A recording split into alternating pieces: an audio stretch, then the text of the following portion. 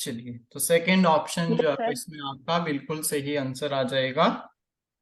तो यहाँ से आप देख सकते हैं life span of development stage जो आपके पास ह्यूमन डेवलपमेंट है, उसका जो आपके पास लाइफ स्पैन है, तो सबसे पहले प्री नेटल स्टेज आती है, इन्फेंसी स्टेज। अभी प्रीवियस में जो है वो एक क्वेश्चन आया था early childhood, what will be the age of early childhood, इस तरह का क्वेश्चन जनरेट हुआ था। तो वहां से ऑप्शन था 0 से 4, मतलब सॉरी 2 से 4, 2 से 4 के बीच में उन्होंने ऑप्शन रखा था। तो आप अपने अकॉर्डिंग से जो है वो लगा सकते हैं। तो अर्ली चाइल्डहुड की एज क्या रहती है, मिडिल चाइल्डहुड की क्या रहती है, एडोलसेंस की क्या रहती है, तो अर्ली एडल्टहुड या फिर मिडिल एडल्टहुड और लेटर एडल्टहुड जो है वो आपका किस तरह से। और ये भी आपने पढ़ा होगा कि ग्रोथ जो है वो आपकी हेड टू टो होती है, तो कौन सा मेथड आता है, ठीक है, सेंटर से आउटसाइड की तरफ होता है तो कौन सा होता है। तो वो सब चीजें आई होप आप सभी को आता होगा। इस तरह से जो है वो आपका ऑप्शन नंबर इसमें सेकंड जो है वो आपका स्टेज का सही था। नेक्स्ट देखिए, the greatest contribution of psychology education. The greatest contribution मतलब कंट्रीब्यूशन होता है एक तरह से अपना, क्या बोल सकते हैं उसको, योगदान, योगदान बोल सकते हैं। तो साइकोलॉजी की एजुकेशन के अंदर किसका जो है वो, किसके ऊपर जो है वो महत्वपूर्ण योगदान दिया जाता है शिक्षा के लिए। तो सब्जेक्ट ओरिएंटेड एजुकेशन है, टीचर ओरिएंटेड एक्टिविटी बेस्ड है, या फिर चाइल्ड ओरिएंटेड एजुकेशन है। तो नेचुरल सी बात है, साइकोलॉजी टू एजुकेशन तो किसके ऊपर ही होगा इसका योगदान, चाइल्ड को ही सेंटर में रखा जाता है। तो चाइल्ड सेंटर्ड एजुकेशन आपने पढ़ा होगा। तो ऑप्शन नंबर फोर्थ आपका जो है वो इसमें सही आंसर आ जाएगा। क्लियर है सभी को, जल्दी से बोलेंगे। Yes sir. Yes sir. Next देखिए, द नेचर एंड नर्चर। बहुत बार जो है वो बच्चे कंफ्यूज होते हैं, तो फटाफट आंसर करना है, नेचर का क्या मीनिंग है और नेचर का जो है वो क्या, इनके बीच में जो आपके पास इनके मीनिंग बनते हैं वो किन चीजों को जो है वो रेफर करते हैं। जेनेटिक्स एंड एनवायरमेंटल है, बिहेवियर एंड एनवायरमेंट है, बायोलॉजी ऑफ एंड एनवायरमेंट है, या फिर नन ऑफ दीज। फटाफट आंसर करना है सभी ने, वेरी गुड। जितने भी स्टूडेंट है, गलत इवन आप आंसर जरूर करना है, गलत हो चाहे या आपका जो है वो सही हो आंसर, एटलीस्ट आप यहाँ पे गलत करेंगे तभी आप जो है वो आगे जाके उस चीज को करेक्ट करेंगे। आपको फील होगा कि हमने वहां पे गलत आंसर दिया था और इसका जो सही आंसर है वो ये चीज होगी। तो participation is the important things. जब तक आप मैदान में नहीं आएंगे तो आपको कैसे पता चलेगा कि क्या हो रहा है। तो बेसिकली उस चीज के लिए आपको मैदान में जो है वो आना पड़ेगा। अब देखिए, नेचर का मतलब होता है जेनेटिक्स, फिजिकल अपीयरेंस या फिर बायोलॉजिकल इन्फ्लुएंसेस जो है वो आप बोल सकते हैं, और नर्चर का मतलब होता है इन्वायरमेंट। ठीक है, आप ब्रिंगिंग या फिर सोशल इन्फ्लुएंसेस आप बोल सकते हैं। तो कौन सा आंसर सही आ जाएगा, बोलो जल्दी से। Option one. वन।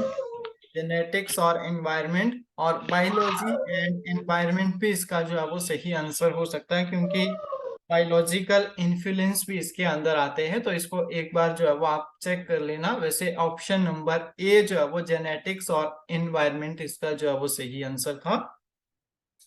चलिए, नेक्स्ट क्वेश्चन का आंसर देना है सभी ने।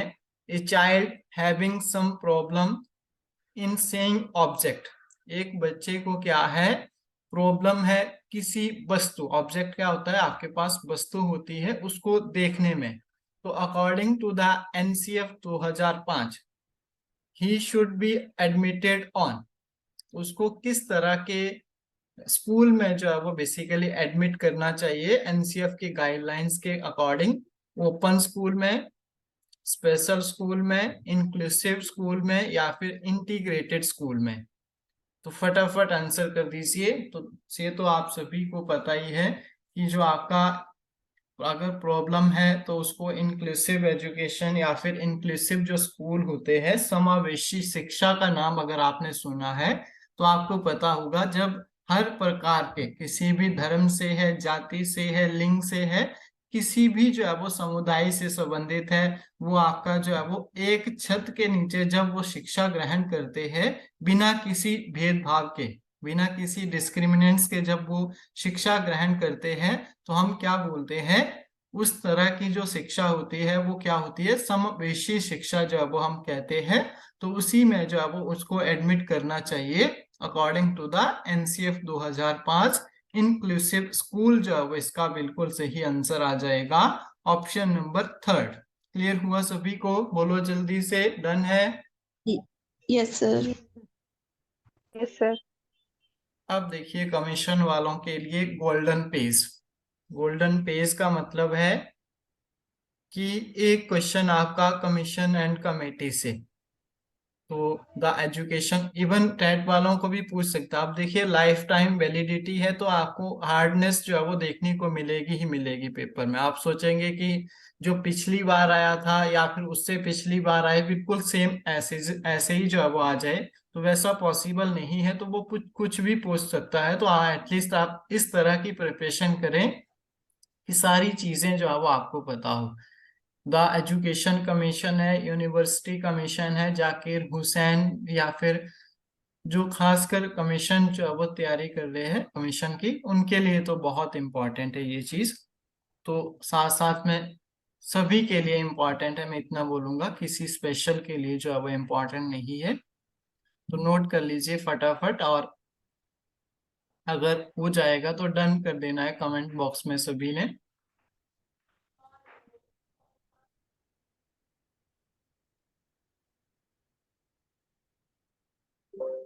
चलिए, डोमेन आपने पढ़े होंगे, विच of the following is not a domain of learning. Learning के डोमेन, अधिगम के जो आपके पास डोमेन को हम बोलेंगे क्षेत्र। क्षेत्र, ठीक है।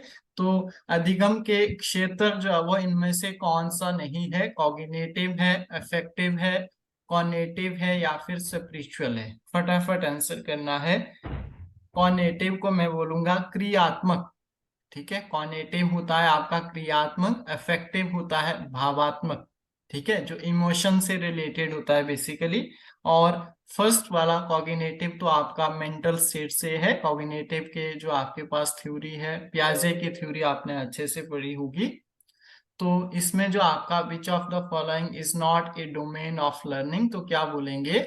स्पिरिचुअलिटी, संस्कृति जो है वो इसमें क्या है, लर्निंग का डोमेन जो है वो नहीं है। Option number D will be the correct answer. Cognitive mental skill and knowledge, affective है एटीट्यूड एंड सेल्फ, और साइकोमोटर बोल लीजिए या फिर कॉग्निटिव बोल लीजिए, जो मसल के बेसिस पे, ठीक है, मैनुअल फिजिकल स्किल जिसको हम कहते हैं, साइकोमोटर जो है वो इसके अंडर जो है वो आता है। इस तरह से फर्दर ब्लूम की टेक्सोनॉमी आपने अगर अच्छे से पढ़ी होगी, तो उन्होंने इस तरह से क्लासिफिकेशन की है अलग अलग तरह से। हाई ऑर्डर लर्निंग थिंग्स है, हॉट्स, और एक तरह से आता है लॉट्स और हॉट्स, अगर आपने पढ़े होंगे तो उसके बेसिस पे जो है वो चीजों को जो है वो क्लासिफाइड किया है। नेक्स्ट देखिए, problem solving is necessary for dash children. बहुत इंपॉर्टेंट क्वेश्चन है, तो फटाफट आंसर करना है। Problem solving is necessary. अब देखिए दो तरह के जो है वो आपके पास क्या होता है, डेवलपमेंट होती है, या फिर आप थिंकिंग आपने पढ़ी होगी, कन्वर्जेंट थिंकिंग और डाइवर्जेंट थिंकिंग, ठीक है। दो तरह की जो है वो आपके पास थिंकिंग आती है। तो कन्वर्जेंट थिंकिंग का मतलब होता है किसी एक सोल्यूशन के ऊपर ही जो है वो फोकस करना, और डाइवर्जेंट का मतलब होता है उसमें डाइवर्जन हो, बहुत अलग अलग तरह से सोचना किसी चीज को। तो प्रॉब्लम को सॉल्व कौन कर पाएगा? बेसिकली जिसके पास क्या होगा, डाइवर्जेंट थिंकिंग होगी, या फिर जिसका जो थिंकिंग प्रोसेस होगा वो क्रिएटिव होगा, कुछ वो दूसरों से हटकर जो है वो करेगा, वही जो है वो प्रॉब्लम को सॉल्व कर पाएगा। यस और नो? Yes, sir. इनकी जो कन्वर्स रहेगा वो एक ही चीज के ऊपर फोकस रहेगा। मैंने मान लो किसी चीज को फोकस किया तो मैं इसी पे ही जो है वो सीमित हो जाऊंगा, लेकिन जो डाइवर्जेंट थिंकिंग आती है उसके अंदर डाइवर्जन आते हैं, अलग अलग जो है वो उसके अंदर एबिलिटीज जो है वो आती है, वो क्रिएटिव होता है, वो जीनियस होता है, या फिर वो एक चीज को मतलब 36 तरीकों से जो है वो सोच सकता है। तो प्रॉब्लम को सॉल्व करने के लिए नेसेसरी है कि उसके अंदर कौन सा डेवलपमेंट हो, फिजिकल हो, इकोनॉमिक हो, नन ऑफ दीज हो, या फिर क्रिएटिव हो। तो नेचुरल सी बात है, क्या ऑप्शन सही आ जाएगा, बोलो। क्रिएटिव होना चाहिए। डन है सभी को, यस और no, option number A. Yes, sir. Yes, sir. मैंने pulled up.